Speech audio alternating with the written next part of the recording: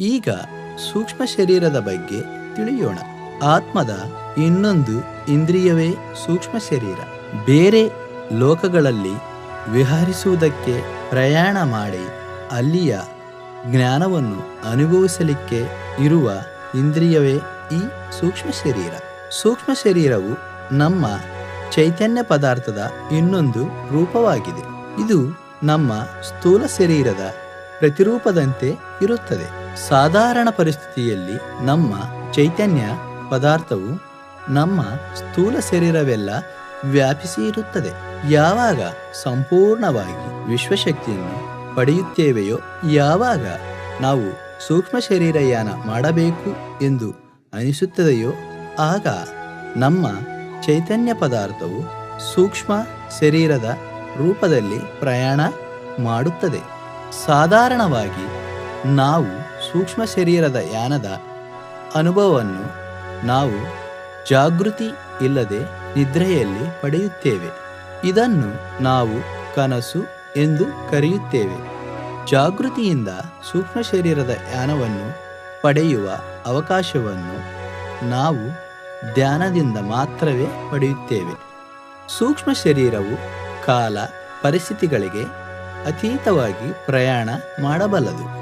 ಜಾಗೃತಿಯಿಂದ ಸೂಕ್ಷ್ಮ ಶರೀರದ ಯಾನವನ್ನು ನಾವು ಧ್ಯಾನದಲ್ಲಿ ಮಾಡುವುದರಿಂದ ಹೊಸದಾದ ಕೋಣದಲ್ಲಿ ಜೀವನವನ್ನು ನೋಡುತ್ತೇವೆ, ಜೀವಿಸುತ್ತೇವೆ. ಧ್ಯಾನದಲ್ಲಿ ಅತ್ಯಧಿಕವಾಗಿ ವಿಶ್ವಶಕ್ತಿಯನ್ನು ಪಡೆದ ನಂತರ ಶರೀರದಲ್ಲಿ ವ್ಯಾಪಿಸಿ ಇರುವ ಚೈತನ್ಯ ಪದಾರ್ಥವನ್ನು ಕೇಂದ್ರದ ಕಡೆಗೆ ಪ್ರಯಾಣ ಮಾಡುತ್ತದೆ.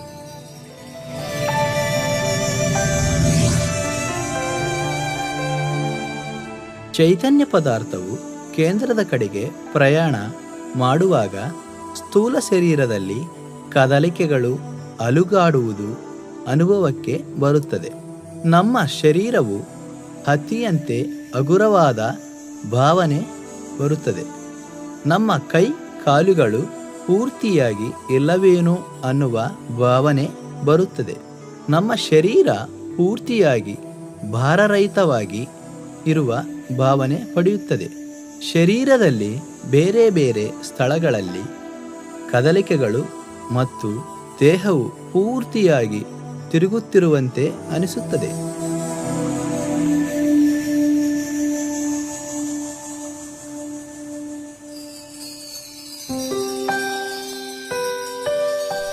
ಇನ್ನೂ ಹೆಚ್ಚಿನ ಧ್ಯಾನ ಸಾಧನೆ ಮಾಡುವುದರಿಂದ ಅತ್ಯಧಿಕವಾಗಿ ವಿಶ್ವಶಕ್ತಿಯನ್ನು ಗ್ರಹಿಸಿ ಶರೀರವೆಲ್ಲ ವ್ಯಾಪಿಸಿ ಇರುವ ಚೈತನ್ಯ ಪದಾರ್ಥವು ಸೂಕ್ಷ್ಮ ಶರೀರ ರೂಪವನ್ನು ಧರಿಸಿ ಅತಿ ವೇಗವಾಗಿ ಕದಲುತ್ತದೆ, ಅಲುಗಾಡುತ್ತದೆ. ಆದ್ದರಿಂದ ಸ್ಥೂಲ ಶರೀರದಲ್ಲಿ ಕೂಡ ಕದಲಿಕೆಗಳು, ಅಲುಗಾಟ ಬರುತ್ತದೆ. ಆ ಕದಲಿಕೆಗಳ ನಂತರ ಸೂಕ್ಷ್ಮ ಶರೀರ ಸ್ಥೂಲ ಶರೀರದಿಂದ ಹೊರಗೆ ಬರುತ್ತದೆ.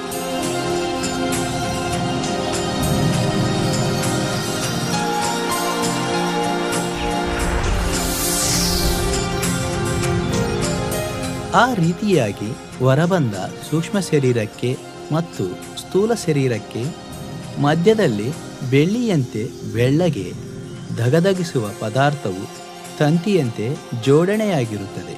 ಇದನ್ನು ನಾವು ಸಿಲ್ವರ್ ಕಾರ್ಡ್ ಅಥವಾ ಪಾಶ ಎಂದು ಕರೆಯುತ್ತೇವೆ. ಈ ಸಿಲ್ವರ್ ಕಾರ್ಡ್ ಅಧಿಕ ಶಕ್ತಿಯಿಂದ ಕದಲುವ ಚೈತನ್ಯ ಪದಾರ್ಥವಾಗಿದೆ. ಇದು ಸ್ಥೂಲ ಶರೀರದಿಂದ ಸೂಕ್ಷ್ಮ ಶರೀರಕ್ಕೆ, ಸೂಕ್ಷ್ಮ ಶರೀರದಿಂದ ಸ್ಥೂಲ ಶರೀರಕ್ಕೆ ಸಮಾಚಾರವನ್ನು ಸೇರಿಸುತ್ತದೆ. ಸೂಕ್ಷ್ಮ ಶರೀರ ಯಾನವು ನಮ್ಮ ಚೈತನ್ಯ ಪದಾರ್ಥದಿಂದ ಮಾಡುವ ಪ್ರಯಾಣವಾಗಿದೆ. ಈ ಪ್ರಯಾಣವನ್ನು ಎಲ್ಲ ಲೋಕಗಳಿಗೂ ಮಾಡಬಹುದು. ಸೂಕ್ಷ್ಮ ಶರೀರ ಯಾನ ಮಾಡುವುದರಿಂದ ಅಪಾರವಾದ ಆತ್ಮವಿಜ್ಞಾನವನ್ನು ಪಡೆಯುತ್ತೇವೆ. ಸೂಕ್ಷ್ಮ ಶರೀರ ಎಲ್ಲ ವಿಧವಾದ ಪದಾರ್ಥಗಳ ಒಳಗಿಂದ ಪ್ರಯಾಣ ಮಾಡುತ್ತದೆ. ಅಂದರೆ ಭೂಮಿ, ನೀರು, ಅಗ್ನಿ, ಆಕಾಶ, ವಾಯು.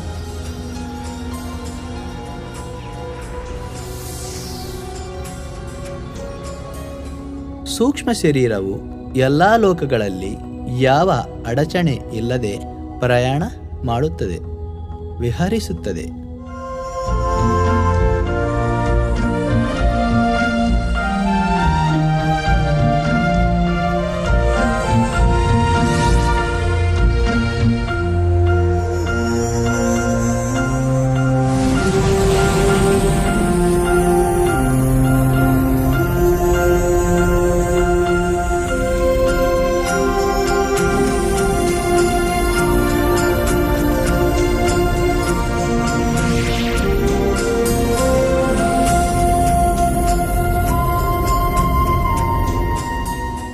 ಸೂಕ್ಷ್ಮ ಶರೀರ ಹೀಗೆ ಹೊರಬಂದ ನಂತರ ಸ್ಥೂಲ ಶರೀರವನ್ನು ನೋಡುತ್ತದೆ.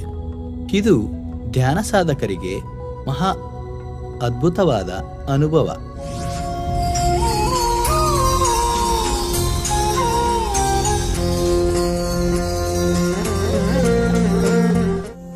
ಈ ಅನುಭವದ ನಂತರ ನಾನು ಸ್ಥೂಲ ಶರೀರವಲ್ಲ, ಈ ಸ್ಥೂಲ ಶರೀರದಲ್ಲಿ ನಿವಸಿಸುತ್ತಿದ್ದೇನೆ ಎಂದು ಸಂಪೂರ್ಣವಾಗಿ ಸ್ಪಷ್ಟವಾಗಿ ಅನುಭವ ಪೂರ್ವಕವಾಗಿ ಅರ್ಥ ಮಾಡಿಕೊಳ್ಳುತ್ತೇವೆ. ಈ ಮಹಾ ಅದ್ಭುತವಾದ ಅನುಭವವನ್ನು ಅವಗಾಹನೆಯನ್ನು ಪ್ರತಿಯೊಬ್ಬರೂ ತಪ್ಪದೆ ಅನುಭವ ಪೂರ್ವಕವಾಗಿ ಪಡೆಯಬೇಕು. ಈ ಅನುಭವದ ನಂತರ ನಾವು ಏರ್ಪಾಟು ಮಾಡಿಕೊಂಡಿರುವ ಪರಿಮಿತಿಗಳೆಲ್ಲ ತೊಲಗಿ ಹೋಗಿ ನಾವು ಅಪರಿಮಿತರು, ಅಸೀಮರು ಎಂದು ಅರ್ಥ ಮಾಡಿಕೊಳ್ಳುತ್ತೇವೆ. ಈ ಅನುಭವದ ನಂತರ ನಾನು ಅಂದರೆ ಚೈತನ್ಯ ಪದಾರ್ಥ ಎಂದು ಸ್ಪಷ್ಟವಾಗಿ ಅನುಭವಪೂರ್ವಕವಾಗಿ ತಿಳಿಯುತ್ತೇವೆ ಮತ್ತು ಹೊಸದಾದ ಕೋಣದಲ್ಲಿ ಜೀವನವನ್ನು ದರ್ಶಿಸುವುದು ಮೊದಲಾಗುತ್ತದೆ. ಈಗ ನಾವು ನಿರ್ವಾಣದ ಬಗ್ಗೆ ತಿಳಿಯೋಣ.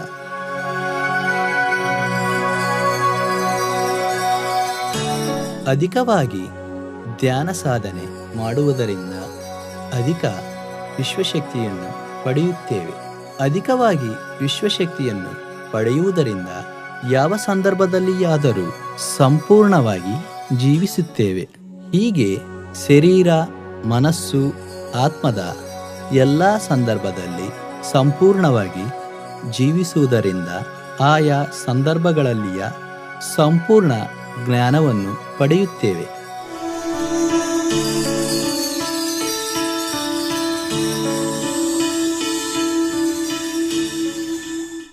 ಸಾಧಾರಣ ವ್ಯಕ್ತಿ ಜೀವನದಲ್ಲಿ ಅನುಭವಗಳನ್ನು ಮಾತ್ರವೇ ಪಡೆಯುತ್ತಾನೆ. ಆ ಅನುಭವಗಳಲ್ಲಿ ಇಂಕಿ ಇರುವ ಜ್ಞಾನವನ್ನು ಅರ್ಥ ಮಾಡಿಕೊಳ್ಳುವುದಿಲ್ಲ. ಯಾಕಂದರೆ ಅನುಭವಗಳನ್ನು ಸ್ಥೂಲ ರೂಪದಲ್ಲಿ ಮಾತ್ರವೇ ನೋಡುತ್ತಾನೆ. ಧ್ಯಾನಿ ಮಾತ್ರವೇ ಜೀವನದ ಅನುಭವಗಳನ್ನು ಸಂಪೂರ್ಣವಾಗಿ ಅರ್ಥ ಮಾಡಿಕೊಳ್ಳಬಲ್ಲ. ಏಕೆಂದರೆ ಧ್ಯಾನಿಗೆ ಗೊತ್ತು, ತಾನು ಶರೀರ ಮಾತ್ರವೇ ಅಲ್ಲ, ಶರೀರದಲ್ಲಿ ತಾನು ನಿವಸಿಸುತ್ತಿದ್ದೇನೆ ಎಂದು ತಿಳಿದಿರುವನು. ಈ ಜೀವನದಲ್ಲಿ ಉಂಟಾಗುವ ಅನುಭವಗಳೆಲ್ಲವೂ ಕೂಡ ತನ್ನ ಆತ್ಮದ ಉನ್ನತಿಗಾಗಿಯೇ ಎಂದು ಅರ್ಥ ಮಾಡಿಕೊಳ್ಳುತ್ತಾನೆ. ಧ್ಯಾನದಲ್ಲಿ ಅನುಭವಗಳನ್ನು ಪಡೆದು ಅದರಿಂದ ಪಡೆದ ಜ್ಞಾನವನ್ನು ಜೀವನದಲ್ಲಿ ಅಳವಡಿಸಿಕೊಳ್ಳುತ್ತಾನೆ. ಆಗ ಹೊಸದಾದ ಅವಗಾಹನೆ ಬರುತ್ತದೆ. ಈ ಹೊಸದಾದ ಅವಗಾಹನೆಯಿಂದ ಜೀವನವನ್ನು ಸಾವಿರಾರು ಕೋಣದಿಂದ ಅರ್ಥ ಮಾಡಿಕೊಳ್ಳುತ್ತಾನೆ. ಆದ್ದರಿಂದ ನಮ್ಮ ಅವಗಾಹನೆಗಳು, ಆಲೋಚನೆಗಳು ಮತ್ತು ಜೀವನದ ಬಗ್ಗೆ ನಮ್ಮ ನಿಲುವು ಮತ್ತು ಜ್ಞಾನವು ಮತ್ತಷ್ಟು ಹೆಚ್ಚಾಗಿ ವಿಸ್ತರಿಸುತ್ತದೆ. ಇದು ನಮ್ಮ ಚೈತನ್ಯ ವಿಸ್ತಾರಕ್ಕೆ ಸಹಕಾರಿಯಾಗಿದೆ. ಈ ಸ್ಥಿತಿಯನ್ನು ಧ್ಯಾನದಲ್ಲಿ ಸಹಸ್ರದಳ ಕಮಲ ಅರಳುವ ರೀತಿಯಲ್ಲಿ ದರ್ಶಿಸುತ್ತೇವೆ. ಒಂದೊಂದು ದಳ ಅಥವಾ ರೆಕ್ಕೆ ಕೂಡ ಜೀವನದ ಹೊಸದಾದ ದೃಕ್ಪಥಕ್ಕೆ, ಅವಗಾಹನೆಗೆ ಪ್ರತೀಕ ಅಥವಾ ಸೂಚಕವಾಗಿದೆ. ಹೀಗೆ ಸಾವಿರಾರು ಕೋಣದಲ್ಲಿ ಜೀವನವನ್ನು ದರ್ಶನೆ ಮಾಡುವುದರಿಂದ ಭೂಮಿಯ ಮೇಲೆ ನಿವಸಿಸುವ ಎಲ್ಲ ಜೀವರಾಶಿಗಳ ಮೇಲೆ ಕೂಡ ಅವಗಾಹನೆ ಬೆಳೆಯುತ್ತದೆ. ಈ ಅನುಭವದಿಂದ ನಮಗೆ ತುಂಬ ಸ್ಪಷ್ಟವಾಗಿ ಅರ್ಥವಾಗುವ ಸತ್ಯ ನಮಗೆ ಸಾವು ಇಲ್ಲ ಎಂದು. ನಾವು ಸದಾ ಜೀವಿಸಿ ಇರುವ ಚಿದಾನಂದ ಚೈತನ್ಯ ಪದಾರ್ಥವೆಂದು, ಹುಟ್ಟು ಸಾವು ಇಲ್ಲದವರೆಂದು ಸಂಪೂರ್ಣವಾಗಿ ಈ ಸೃಷ್ಟಿ ವಿಜ್ಞಾನವನ್ನು ಅರ್ಥ ಮಾಡಿಕೊಳ್ಳುತ್ತೇವೆ. ಈಗ ಜನನ ಮರಣಗಳನ್ನು ಅರ್ಥ ಮಾಡಿಕೊಳ್ಳೋಣ. ವಿಶ್ವ ಚೈತನ್ಯದಿಂದ ಚೈತನ್ಯವು ಅಂಶ ಚೈತನ್ಯವಾಗಿ ಬಿಡುಗಡೆ ಹೊಂದಿ ಭೂಮಿಯ ಮೇಲೆ ಬರುತ್ತದೆ.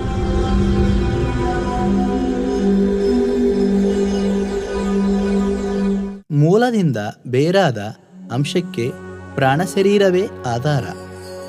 ಈ ಭೂಮಿಯ ಮೇಲೆ ನಾವು ಬರುವುದಕ್ಕೆ ಕಾರಣ ವಿಧ ವಿಧವಾದ ಅನೇಕವಾದ ಅನುಭವಗಳನ್ನು ಪಡೆಯಲು. ಅದಕ್ಕಾಗಿ ನಮ್ಮ ಗರ್ಭವನ್ನು, ತಂದೆ ತಾಯಿಯನ್ನು, ಪರಿಸರಗಳನ್ನು, ಪರಿಸ್ಥಿತಿಗಳನ್ನು ಆಯ್ಕೆ ಮಾಡಿಕೊಂಡು ಬರುತ್ತೇವೆ.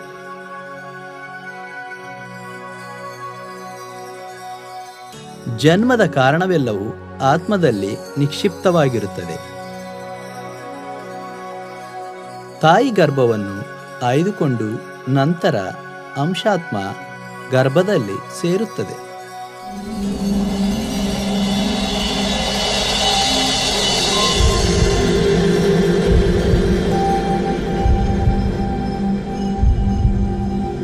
ಯಾವ ಕ್ಷಣದಲ್ಲಿ ಅಂಶಾತ್ಮವು ಗರ್ಭವನ್ನು ಧರಿಸುತ್ತದೆಯೋ ಆ ಕ್ಷಣದಲ್ಲಿ ಗರ್ಭಸ್ಥ ಶಿಶುವಾಗಿ ಪ್ರಾಣ ಬರುತ್ತದೆ. ಅಂಶ ಪ್ರಾಣಮಯ ಶರೀರದಿಂದ, ಶಕ್ತಿಯ ಆಧಾರದಿಂದ ಪ್ರಾಣಿಯ ಸ್ಥೂಲ ಶರೀರ ನಿರ್ಮಾಣವಾಗುತ್ತದೆ. ಅದು ಪ್ರಾಣಿಯಾಗಿ ಮೊದಲನೇ ಉಸಿರನ್ನು, ಶ್ವಾಸೆಯನ್ನು ತೆಗೆದುಕೊಳ್ಳುವವರೆಗೆ ತಾಯಿಯ ಗರ್ಭದಿಂದ ಪ್ರಾಣಿ ಹೊರಬಂದು ಮೊದಲನೇ ಉಸಿರನ್ನು ತೆಗೆದುಕೊಳ್ಳುವುದನ್ನು ಜನನ ಎಂದು ಕರೆಯುತ್ತೇವೆ.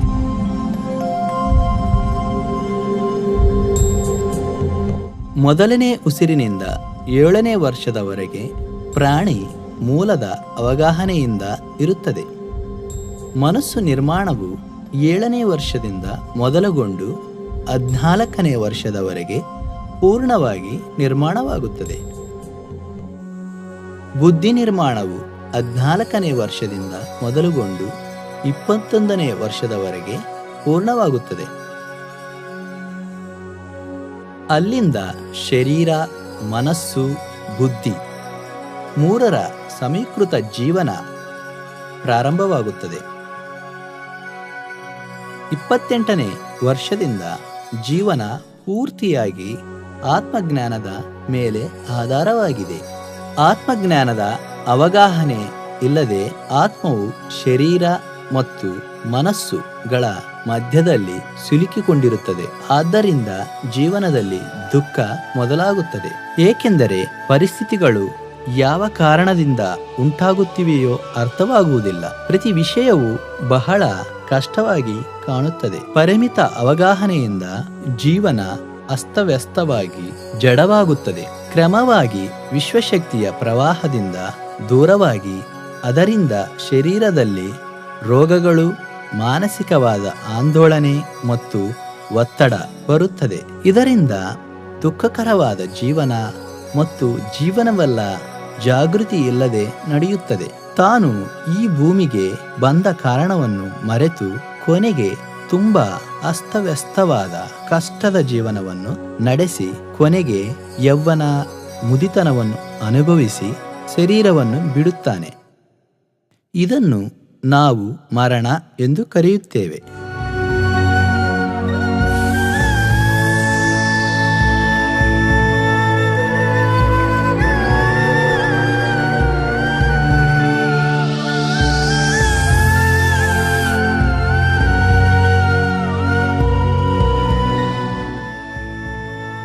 ಮರಣದ ನಂತರ ಕೂಡ ಜಡವಾದ ಮನಸ್ಸು ಚೈತನ್ಯವನ್ನು ಮೂಲಕ್ಕೆ ಸೇರಿಸಲು ಬಿಡುವುದಿಲ್ಲ.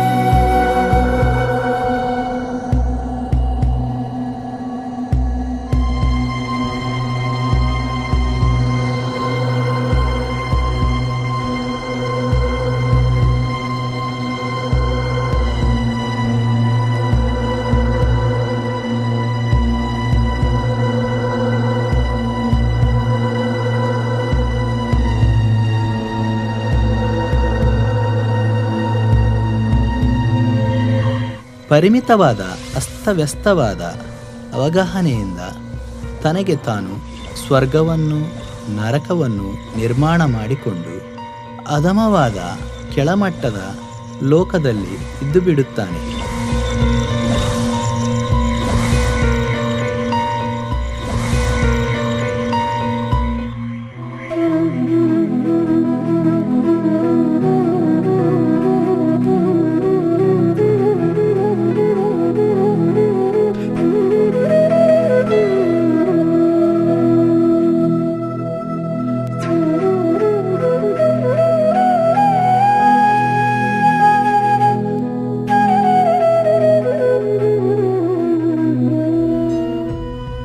ನಾವು ನಮ್ಮ ಚೈತನ್ಯವನ್ನು ಆತ್ಮದಲ್ಲಿ ಅನುಸಂಧಾನ ಮಾಡಿ ಜೀವನವನ್ನು ಜೀವಿಸುವುದು ಕಲಿತರೆ ಆಗ ಎಲ್ಲ ಸಂದರ್ಭಗಳಲ್ಲಿಯೂ ಕೂಡ ಆನಂದವಾಗಿ ಜೀವಿಸುತ್ತೇವೆ. ಮರಣದ ನಂತರವೂ ಕೂಡ ಅಧಮ ಅಥವಾ ಕೆಳಮಟ್ಟದ ಲೋಕಗಳಿಗೆ ಸೇರದೆ ನೇರವಾಗಿ ಮೂಲಕ್ಕೆ ಸೇರುತ್ತೇವೆ.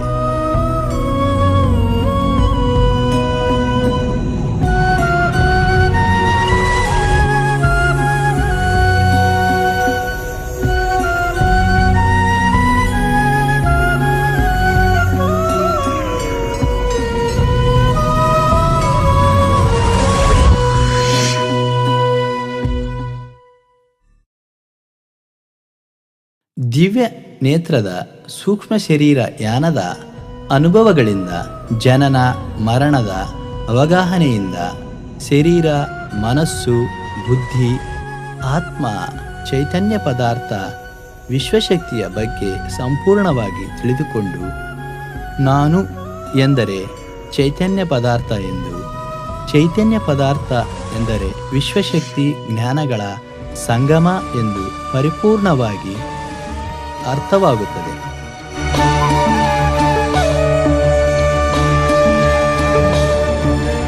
ಈ ಅವಗಾಹನೆಯಿಂದ ಅನುಭವದಿಂದ ಜೀವನವನ್ನು ನಡೆಸುತ್ತಿದ್ದಾಗ ಈ ಲೋಕದ ನಿರ್ಮಾಣಕ್ಕೆ ಮತ್ತು ಮಹಾವಿಶ್ವದ ನಿರ್ಮಾಣಕ್ಕೆ ಸಂಬಂಧಿಸಿದ ಜ್ಞಾನವನ್ನು ಪಡೆಯುತ್ತೇವೆ.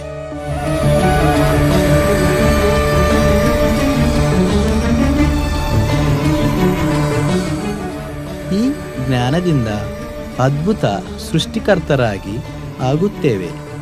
ಆಗ ಏನನ್ನು ಮಾತಾಡಿದರೂ ಹೊಸತನ, ಯಾವುದನ್ನು ಆಲೋಚನೆ ಮಾಡಿದರೂ ನವಸೃಷ್ಟಿಯಾಗುತ್ತದೆ.